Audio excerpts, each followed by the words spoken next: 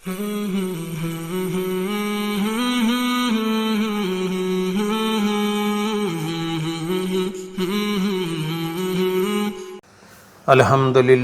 نحمدہ نصلی علی رسولہ الکریم اما بعد فاعوذ باللہ من الشیطان الرجیم بسم اللہ الرحمن الرحیم۔ محترم ناظرین السلام علیکم ورحمۃ اللہ وبرکاتہ۔ حضرت عبد الرحمن ابن عوف رضی اللہ تعالی عنہ کی تونگری کے اسباب یاد رکھیں۔ حضرت عبد الرحمن ابن عوف صحابہ کرام رضوان اللہ اجمعین میں سے تھے اور بہت بڑے تاجر تھے، بہت بڑے بزنس مین تھے۔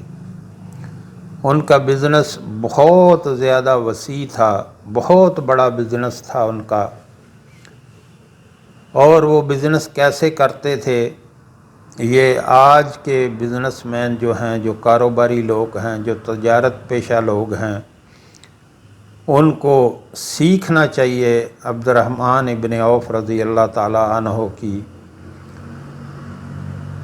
طریقہ کار سے، اور ان کے کاروبار کے طریقے اور ان کا بزنس کرنے کا انداز۔ حضرت عبد الرحمن ابن عوف رضی اللہ تعالیٰ عنہ سے ان کے مال کی فراوانی کے اسباب کے متعلق دریافت کیا گیا تو انہوں نے جواب میں فرمایا، یعنی جب حضرت یہ محترم ناظرین، یہ بہت سمجھنے والی بات ہے، جو لوگ کاروباری حضرات ہیں ان کو یہ خوب اچھی طرح سننی چاہیے اور سمجھنی چاہیے کہ حضرت عبد الرحمن ابن عوف جو بہت بڑے تاجر تھے، بہت بڑے بزنس مین تھے، جب ان سے ان کی مال کی فراوانی، یعنی اتنا زیادہ مال ہونے کے سبب پوچھا گیا، اسباب پوچھے گئے، ان سے متعلق دریافت کیا گیا، تو انہوں نے جواب میں کیا ہی اچھا جواب دیا کہ میں نے کبھی بھی جھوٹ نہیں بولا، یعنی اپنے کاروبار میں کبھی بھی میں نے جھوٹ نہیں بولا، نہ ہی ہیرا پھیری کی ہے، نہ تو ادھار سودا فروخت کیا، اور نہ ہی نفع کچھ بھی ہو اس کو رد کیا۔ تو حضرت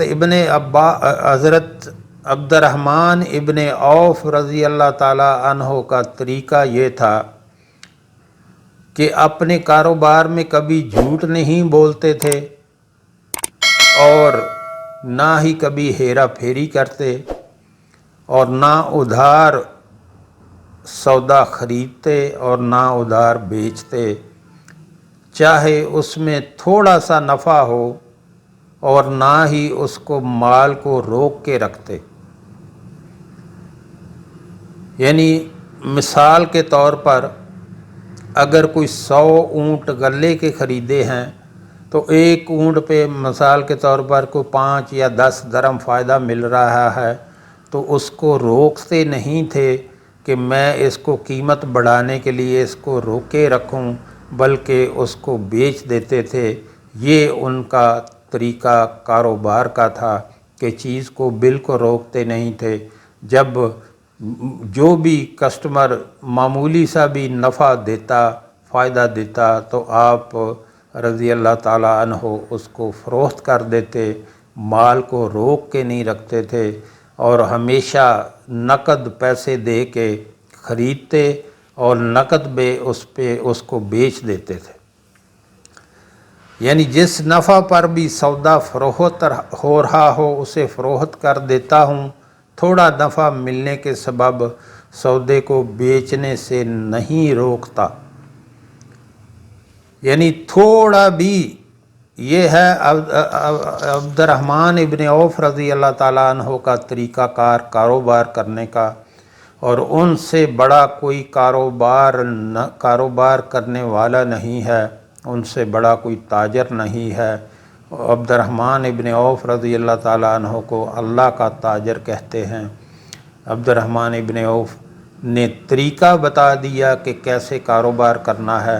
ایک تو سچائی سے کام لینا ہے کاروبار کرتے وقت، اور دوسرا ہیرا پھیری نہیں کرنی، اور تیسرا نقد پہ سامان خریدنا ہے اور نقد پہ بیچ دینا ہے، اور زیادہ نفع کی خاطر، زیادہ فائدے کی خاطر اس مال کو روکے نہیں رکھنا، چاہے اس میں تھوڑا سا بھی فائدہ مل جائے تو اس کو بیچ دینا۔ یہ تھا ان کا طریقہ کار تجارت کا، بزنس کا، جو وہ اتنے بڑے تاجر تھے۔ ان کے جیسا کوئی کاروباری، کوئی بزنس مین نہیں ہوا جتنے بڑے عبد الرحمن ابن عوف رضی اللہ تعالی عنہ تھے۔ اور ہمیں بھی ان کی کاپی کرنی چاہیے اپنے کاروبار میں، اپنے بزنس میں، تاکہ آپ کا بھی کاروبار جو ہے وہ انہی کی طرح بڑے اور پھولے پھلے۔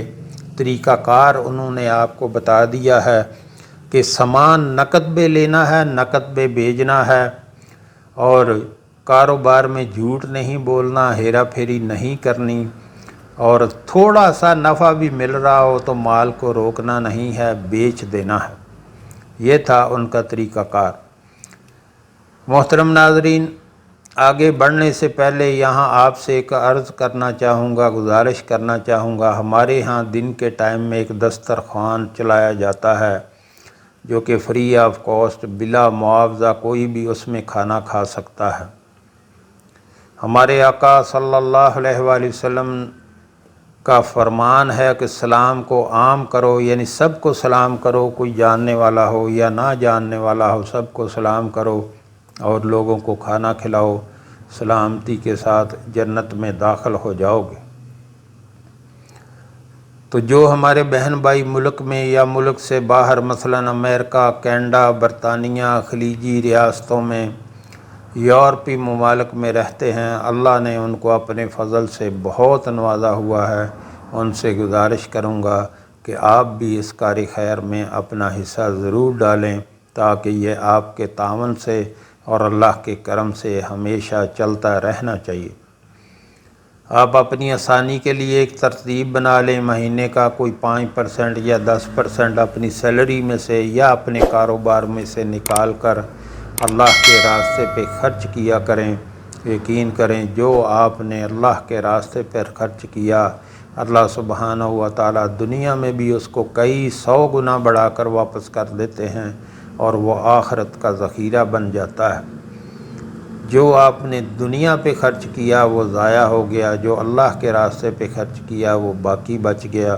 نیچے ویڈیو کے میرا واٹس ایپ نمبر چل رہا ہے، اس نمبر پہ رابطہ کر کے آپ طریقہ کار پوچھ سکتے ہیں۔ اللہ ہم سب کو نیک عمل کی توفیق عطا فرمائے۔ اپنی چیز کا عیب بیان کرنے کی خاطر واصلہ رضی اللہ تعالی عنہ کا اہتمام۔ حضرت ائمہ احمد، حاکم اور بہیقی نے ابو سیاح سے روایت نقل کی ہے کہ انہوں نے بیان کیا کہ میں نے واصلہ بن اسقع رضی اللہ تعالیٰ عنہ کے گھر سے ایک اونٹنی خریدی۔ جب میں اسے وہاں سے لے کر نکلا تو واصلہ رضی اللہ تعالیٰ عنہ نے اپنی چادر گھسیٹتے ہوئے ہمیں پیچھے سے آ لیا۔ انہوں نے کہا، اے اللہ تعالیٰ کے بندے، آپ نے یہ اونٹنی خریدی ہے؟ میں نے کہا جی ہاں۔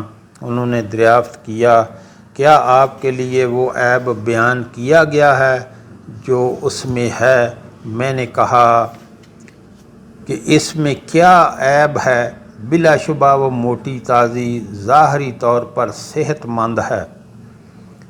انہوں نے کہا، آپ کا اس پر سوار ہو کر سفر کا ارادہ ہے یا آپ نے اس کے گوشت کے کھانے کا قصد کیا ہے؟ میں نے کہا بلکہ میرا اس پر سوار ہو کر حج کے لیے جانے کا ارادہ ہے۔ تو انہوں نے کہا، سو بے شک اس کے کھر میں پتلا پن ہے۔ راوی نے بیان کیا انہوں نے یعنی خریدار نے کہا، اللہ تعالیٰ آپ کی اصلاح فرمائیں، آپ کا اس بات کے کرنے سے کیا مقصود ہے؟ آپ میرے لیے دوسرا سودا خراب کر رہے ہیں۔ انہوں نے کہا کہ بے شک میں نے رسول اللہ صلی اللہ علیہ وآلہ وسلم کو فرماتے ہوئے سنا، کسی کے لیے بھی جائز نہیں کہ وہ کوئی چیز فروخت کرے اور اس میں جو کچھ عیب ہو اسے بیان نہ کرے، اور جسے اس عیب کا علم ہو اس کے لیے جائز نہیں کہ وہ اسے بیان نہ کرے، کہ جو بھی چیز آپ بیچ رہے ہیں اس میں جو عیب ہے، جو نقص ہے، اس کو بیان کرنا ضروری ہے۔ اللہ اکبر۔ حضرت واصلہ رضی اللہ تعالیٰ عنہ کا اپنی چیز کا عیب بیان کرنے کا اہتمام کس قدر تھا۔ گفتگو کا حاصل یہ ہے کہ لین دین میں سچ بولنے اور چیز کا عیب نقص چھپانے کی بجائے اسے واضح کرنے سے اللہ تعالیٰ کی طرف سے تجارت میں برکت ہوتی ہے، برکت دی جاتی ہے۔ آج محترم ناظرین دیکھ لیں کہ بالکل اس کے الٹ ہو رہا ہے۔ لوگ نقص والی چیز، خرابی والی چیز دوسرے کو دیتے ہیں اور کہتے ہیں کہ میں بہت ہوشیار ہوں کہ میں نے یہ عیب والی، نقص والی چیز جو ہے اس کو دے دی۔ آپ اس پر عمل کریں کہ اس کاروبار میں برکت ہوگی یا وہ کاروبار تباہ ہوگا، برباد ہوگا۔ اسی لیے تو بعد میں روتے ہیں کہ میرا کاروبار نہیں رہا۔ یہ سب ہیرا پھیری اور جھوٹ بولنا اور چیز کے نقص چھپا کے بیچنے کی وجہ سے ہے۔ رزق میں برکت کے خواہاں اپنے لین دین میں راست گوئی اور پیش کردہ چیز کا عیب واضح کرنا اپنا شعار اور دستور زندگی بنا لیں۔ اللہ کریم ہمیں ایسا کرنے کی توفیق عطا فرمائے، آمین یا حی یا قیوم۔ تو محترم ناظرین، آپ نے سن لیا اچھی طرح کہ آپ اگر اچھا کاروبار کرنا چاہتے ہیں تو کاروبار میں برکت تب ہی ہوگی جب آپ لین دین میں سچائی اور جو اس چیز میں نقص ہوگا وہ بیان کر کے بیچیں گے، وہ بتا کے بیچیں گے، تو اسی میں اللہ تعالیٰ برکت فرمائیں گے۔ نہیں تو ایک دن وہ کاروبار برباد ہو کے رہے گا۔ آپ نے دیکھا کروڑوں کے مالک جو ہے، اربوں خربوں کے مالک جو ہے، وہ سڑک پہ آ جاتے ہیں، جو تاجر ہوتے ہیں۔ اسی کی وجہ ہے، یہی وجہ ہے کہ بے ایمانی سے کام لیتے ہیں اور وہ تو خود کو ہوشیار سمجھتے ہیں۔ یہ ہوشیاری نہیں، یہ بہت بڑی بیوقوفی ہے۔ جو ہم نے پڑھا، جو ہم نے سنا، اللہ ہمیں اس پر عمل کی توفیق عطا فرمائے۔ وآخر دعوانا الحمدللہ رب العالمین۔